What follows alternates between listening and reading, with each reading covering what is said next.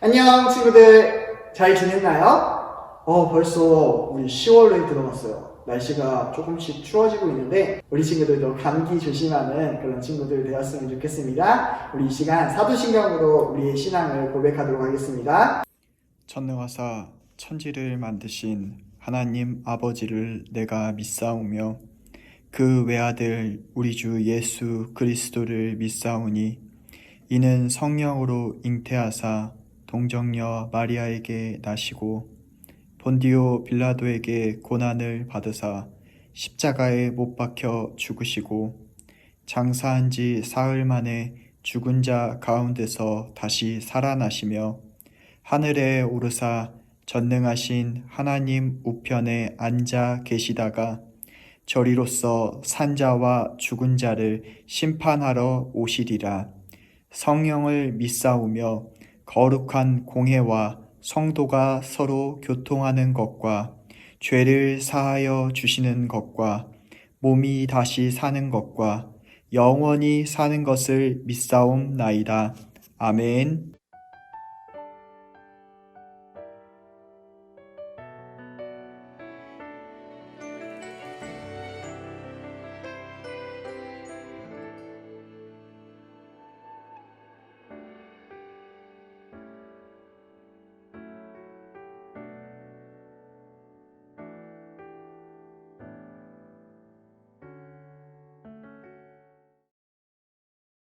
오늘 우리에게 주신 하나님의 말씀은 룻기 1장 1절부터 10절까지의 말씀입니다. 함께 읽겠습니다. 사사들이 치리하던 때에 그 땅에 흉년이 되니라. 유다 베들레헴의 한 사람이 그의 아내와 두 아들을 데리고 모압 지방에 가서 거류하였는데 그 사람의 이름은 엘리멜렉이요 그의 아내의 이름은 나오미요 그의 두 아들의 이름은 말론과 기론이니 유다 베들레헴 에브랏 사람들이더라. 그들이 모압 지방에 들어가서 거기 살더니 나오미의 남편 엘리멜렉이 죽고 나오미와 그의 두 아들이 남았으며 그들은 모압 여자 중에서 그들의 아내를 맞이하였는데 하나 이름은 오르바요 하나 이름은 루시더라. 그들이 거기 거주한 지 10년쯤에 말론과 기론 두 사람이 다 죽고 그 여인은 두 아들과 남편의 뒤에 남았더라.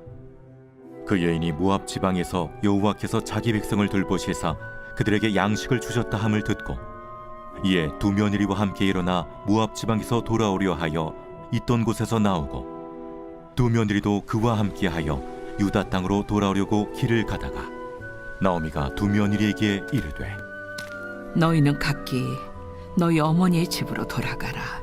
너희가 죽은 자들과 나를 선대한 것 같이 여호와께서 너희를 선대하시기를 원하며 여호와께서 너희에게 허락하사 각기 남편의 집에서 위로를 받게 하시기를 원하노라.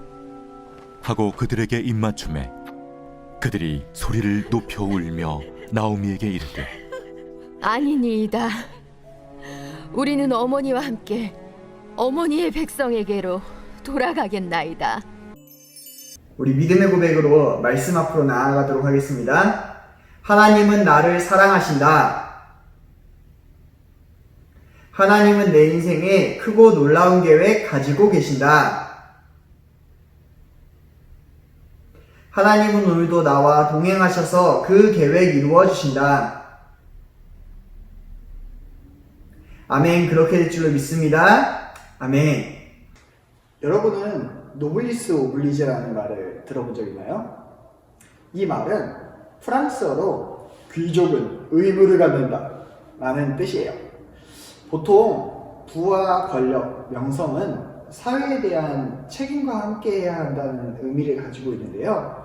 그래서 사회 지도층에게 사회에 대한 책임이나 국민의 의무를 모범적으로 실천하는 높은 도덕성을 요구하는 게 바로 이 단어의 뜻이에요. 그런데 사실 돈을 많이 번 부자가 되거나 아니면 높은 지위에 올라간 사람들은 이 말에 잘 동의를 하지 못하는 사람들이 있어요. 내가 나쁘게 돈 번 것도 아니고 열심히 일해서 부자가 되었는데 내가 왜 베풀어야 되지? 그 사람들에게 내가 베풀지 않았다고 해서 내가 비난당할 이유가 없을 건데? 그리고 우리 주변의 사람들만 하면 되지. 내가 왜 저기 있는 아프리카 사람들을 도와야지? 이렇게 말이죠. 여기에 노블리스 오블리제보다 더한 것을 우리에게 요구하는 분이 계세요. 바로 하나님은 지도층이 아니고 부자도 아닌 우리들에게 베풀지 않아도 되는 은혜를 베풀라 이야기해요. 오늘 성경에는 다양한 사람들이 등장해요. 그 중에서도 제일 중요한 게 바로 두 명의 여인인데, 한 명은 나오미라는 사람인데 사사들이 다스리던 시대, 우리가 지난주까지 봤던 사사기예요. 이스라엘에 살던 사람이죠. 이스라엘은 이 당시에 죄를 너무나 많이 저지르고 하나님에게서 멀어져서 하나님으로부터 외국인들로 인해서 또 아니면 자연재해로 인해서 계속해서 징계를 받고 있을 때였죠. 나오미의 남편은 이것을 견디다 못해서 두 명의 아들과 함께 모든 짐을 싸가지고 하나님을 떠나고 자기 나라를 떠나서 외국으로 간 사람 중에 하나예요. 자, 여러분, 모든 걸 챙겨서 갔으니까 이제 외국에서 잘 되겠죠? 아니에요. 이사 온 지 10년도 안 돼서 나오미의 남편은 급작스럽게 죽고 말아요. 여러분, 이게 이 여인에게 남은 희망은 뭐죠? 두 명의 아들이죠. 이 두 명의 아들을 외국 여인인 오르바와 룻이라는 여자랑 서둘러서 결혼도 시켰습니다. 그런데 문제가 생겼어요. 이 두 명의 아들도 차례대로 죽고 말았어요. 졸지에 나오미에게는 재산도, 남편도, 아들도 아무것도 남지 않게 되었습니다. 원래 성경에 나오는 나오미의 집은 굉장한 부자였어요. 그런데 완전히 망해버린 거예요. 지금이야 여자들도 일할 수 있고 돈벌이도 할 수 있잖아요. 그런데 이 당시에는 그렇지 않았어요. 나오미 혼자 먹고 살 방안이 없는 거예요. 가만히 앉아있으면 딱 굶어 죽기 십상이죠. 그래서 나오미는 자신의 두 며느리를 불러요. 이제 나에게는 아무것도 남지 않았어. 이렇게 굶어 죽을지도 몰라. 그런데 하나님이 자기의 백성들을 돌보셔서 양식을 주신다는 이야기를 내가 들었어. 그래서 내가 내 고향으로 돌아가는 길인데, 그럼에도 불구하고 내 앞에 있는 길은 고통과 절망의 길뿐이니 하나님의 은혜로 너희가 나를 따라오는 게 아니라 각자 집으로 돌아가 행복하게 살았으면 좋겠어 라고 두 명의 며느리에게 말했습니다. 이 두 명의 며느리는 계속해서 어머니를 설득했어요. 그런데 반대로 나오미가 두 명의 며느리를 계속해서 집으로 돌아가라고 설득했죠. 결국 오르바는 자기 집으로 돌아가는데 롯은 그렇지 않았어요. 롯은 베풀지 않아도 되는 은혜를 시어머니에게 받은 후에 자기도 베풀지 않아도 되는 은혜를 자기 시어머니에게 베풀기로 해요. 어머니께서 가시는 곳에 나도 가서 고생을 하고 어머니께서 머무시는 곳에서 나도 머물겠습니다. 어머니의 백성이 나의 백성이고 어머니의 하나님이 나의 하나님이 될 거예요. 라고 말하는 이 롯을 나오미는 끝내 보낼 수가 없었어요. 그래서 나오미와 롯은 함께 베들레헴으로 돌아오게 됩니다. 여러분, 그렇게 돌아왔지만 여전히 돈도 식량도 일거리도 없어요. 그래서 이스라엘의 독특한 방식을 이 두 명의 여자가 이용하기로 했어요. 추수 때에 옆에서 같이 추수하는 것은 안 되지만 추수할 때 떨어진 이삭을 주는 건 가능했거든요. 그러니까 눈치는 조금 보이더라도 떨어져 있는 거 주워가는 거는 뭐라고 못 하잖아요. 그래서 추수는 안 하고 그 옆에 떨어진 이삭을 줍기로 한 거였죠. 그런데 이것도 쉽지 않았어요. 왜냐하면 이스라엘 사람들은 지금까지 계속 외국 사람들의 압제를 받았거든요. 그래서 외국 사람들에게 아주 배타적이었는데, 거기다가 여자가 일하는 것도 아주 배타적이었는데, 룻은 여인이자 외국 사람이었거든요. 쉽지 않죠. 룻이 밭을 찾아갔는데 그 밭은 보아스라는 사람의 밭이었어요. 그런데 마침 우연히도 이 보아스는 나오미 남편의 친척이었어요. 그는 룻이 나오미를 정성껏 돌본다는 이야기를 듣고 베풀지 않아도 되는 은혜를 이 룻에게 베풀어요. 룻에게 다른 곳으로 가지 말라고 이야기하고 일하는 사람들에게도 이렇게 이야기해요. 룻이 많이 죽을 수 있도록 이삭을 그냥 뽑아서 땅에 버려라 라고 이야기를 해요. 그렇게 은혜를 입은 룻은 이삭을 가지고 나오미에게로 돌아가죠. 그때 나오미의 머리에는 한 가지 법이 떠올랐어요.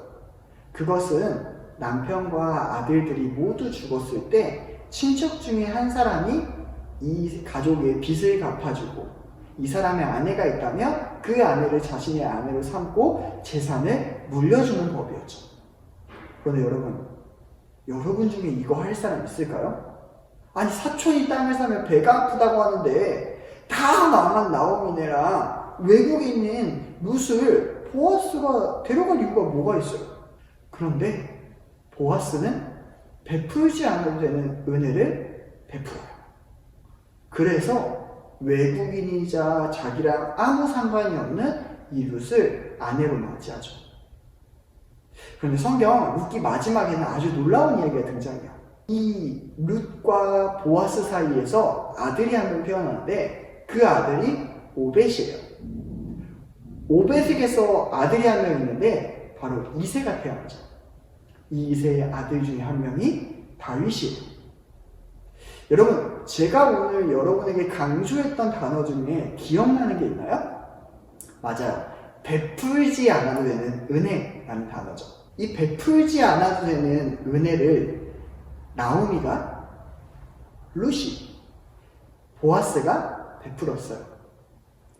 그것으로 하나님께 영광이 되고 세상을 축복하는 일을 점점 키워나갔던 사람들이죠. 그런데 성경은 더 놀라운 이야기를 해요. 오늘 룻기에서 베풀지 않아도 되는 은혜를 가장 먼저 베푼 것은 누구였나요? 나오미였나? 아니요. 나오미에게 자기 백성에게 양식을 주었다라는 이야기를 들었죠? 맞아요. 하나님이에요. 하나님은 하나님이 싫다고 버리고 간 사람들에게 그 원수가 된 사람들에게 은혜를 베푸셨어요. 그리고 그 은혜가 나오미를 통해서 룻에게로, 룻을 통하여서 나오미에게로, 또 보아스를 통하여서 룻에게로, 보아스의 자손인 다윗에게로, 또 그 모든 것이 우리에게로 들어오게 돼요. 하나님의 자녀에 들어올 수 없었던 룻이 하나님의 자녀 안으로 들어오게 되죠. 우리도 똑같아요. 우리도 하나님의 자녀가 될 수 없는데 하나님이 베풀지 않아도 되는 은혜로 말미암아 우리가 구원을 받고 하나님의 자녀가 되었죠. 그래서 우리는 노블리스 오블리제여서 은혜를 베푸는 게 아니에요. 우리의 상황과 여건과 상관없이 우리가 은혜를 받은 사람들이기 때문에, 누구에게요? 하나님께 은혜를 받은 사람들이기 때문에, 그 베풀지 않아도 되는 은혜를 받은 사람들이기 때문에 우리도 세상에 베풀지 않아도 되는 은혜를 베푸는 것입니다. 사랑하는 우리 친구들은 왜 세상을 향해서 은혜를 베풀어야 될까요? 왜 우리 이웃에게 사랑을 베풀어야 될까요? 저 먼 외국에 있는 사람들에게 은혜를 베풀어야 될까요? 바로 우리가 베풀지 않아도 되는 은혜를 받은 사람들이기 때문입니다. 저와 여러분도 이것을 함께 기억하며 그 사랑을 받은 것처럼 그 사랑을 베푸는 우리 귀한 친구들이 되었으면 좋겠습니다. 기도하겠습니다. 사랑이 많으신 하나님 감사합니다. 오늘 우리 친구들이 하나님 앞으로 나와서 또한 말씀을 다시금 들을 수 있게 해주셔서 감사합니다. 하나님, 이 룻기에 나오는 모든 사람들은 하나님께서 먼저 베풀어 주신, 베풀지 않아도 되는 그 은혜를 받은 사람들이었습니다. 하나님, 그런데 룻기에만 등장하는 사람들 뿐만이 아닌 우리 친구들도 하나님께서 베풀지 않아도 되는 은혜를 베풀어 주신 사람들이었습니다. 우리 친구들 그 은혜를 받은 사람들이오니 세상에 그 은혜를 다시 베풀어서 세상이 베풀지 않아도 되는 은혜로 말미암아 하나님을 경험하고 세상이 축복을 받는 그런 우리 친구들이 될 수 있게 도와주시옵소서. 감사드리며 이제는 우리 구주 예수 그리스도의 은혜와 하나님의 크신 사랑과 성령님의 감화 감동 교통 충만하시니 하나님을 따르고 하나님을 사랑하는 모든 친구들 머리 위에 이제로부터 영원토록 함께 있을지어다. 아멘.